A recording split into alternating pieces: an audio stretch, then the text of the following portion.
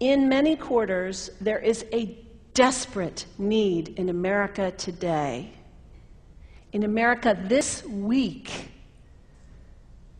for a healthy dose of religious humility.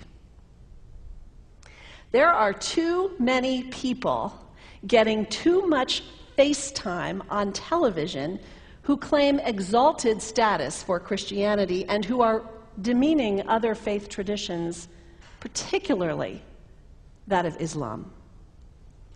And my friends, this has got to stop. The trigger for this latest wave of intolerance is media coverage, many of you have seen it, about a plan to build a Muslim community center 2 blocks from Ground Zero. The center will have a mosque, an auditorium, and a pool. It is modeled after YMCAs and Jewish community centers all across the country. For all I know, it's got locker rooms and childcare. Now, to be very clear here, reasonable, faithful, caring people can disagree about how they feel about this facility being built so close to Ground Zero. But that does not justify the wave of fear and suspicion that has washed over this country over the last 10 days. The media are now calling this a wave of Islamophobia that is sweeping across America.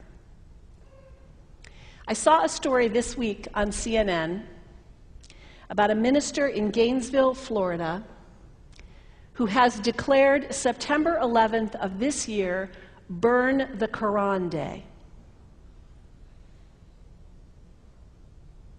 Thank you for your reaction. That was mine. This guy is a minister at a non-denominational church called the Dove World Outreach Center.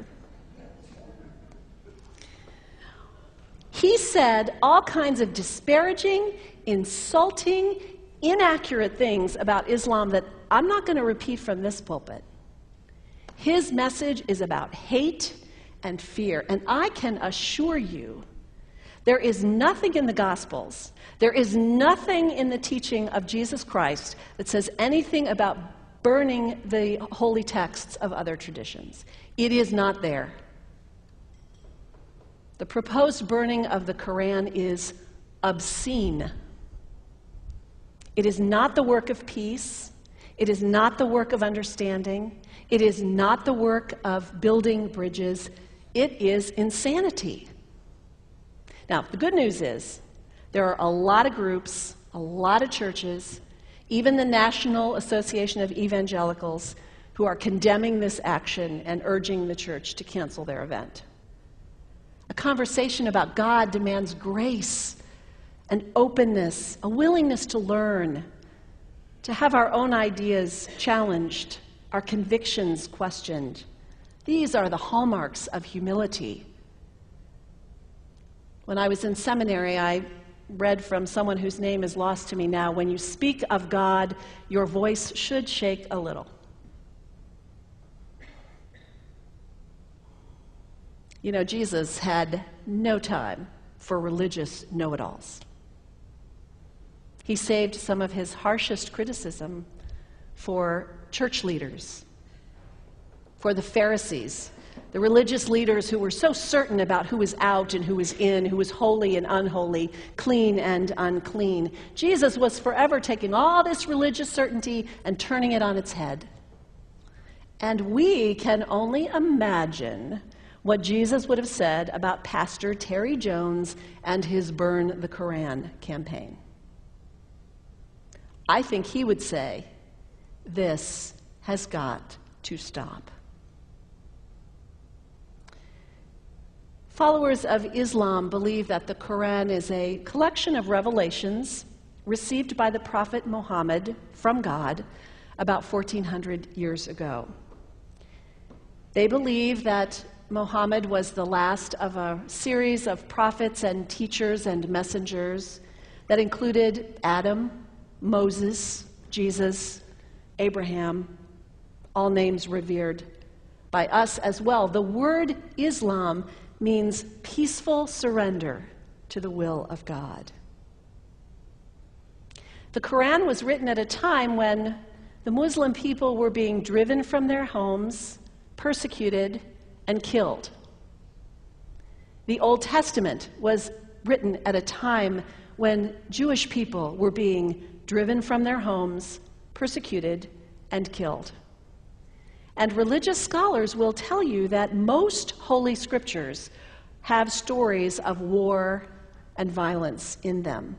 Throughout history, most faiths have used these texts to justify violence. And if there's anyone in this room at this moment who's thinking that I've got it wrong, after church today, pull out your Bible and look up Psalm 137. And you'll see that our own text has passages that can make us uncomfortable.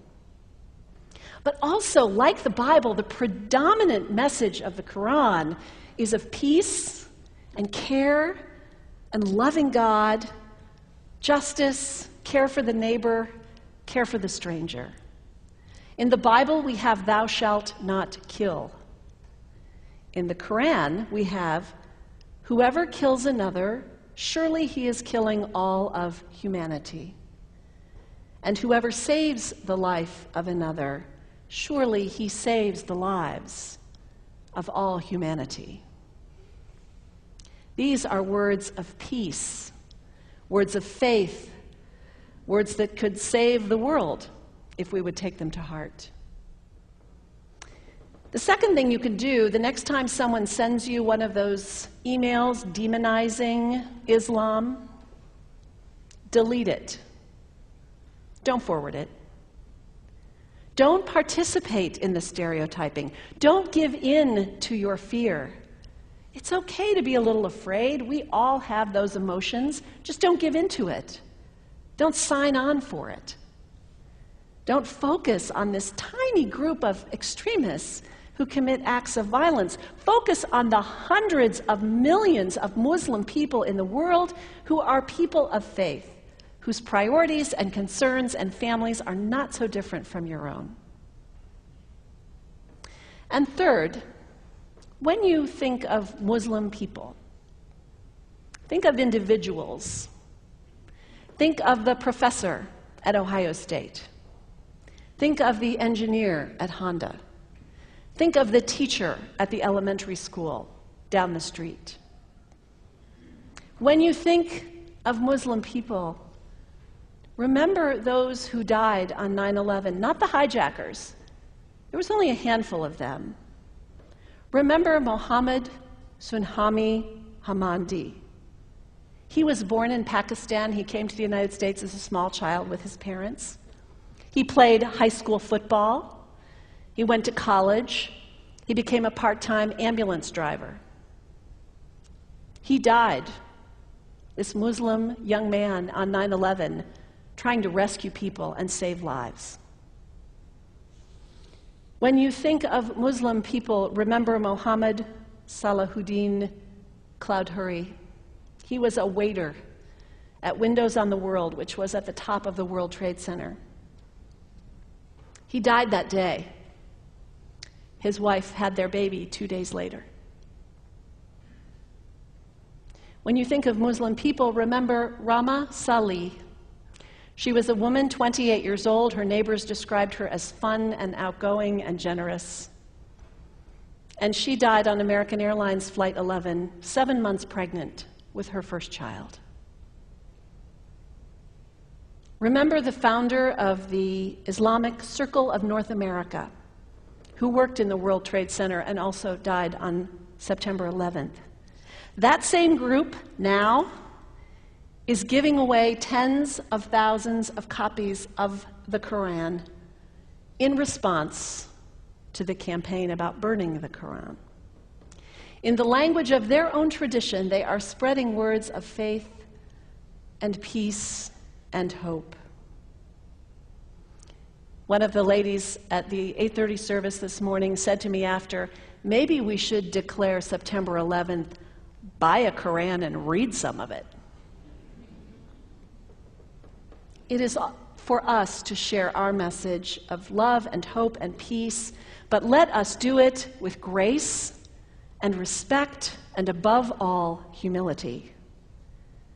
God grant us, as individuals, as a nation, as Christians, the humility for this work.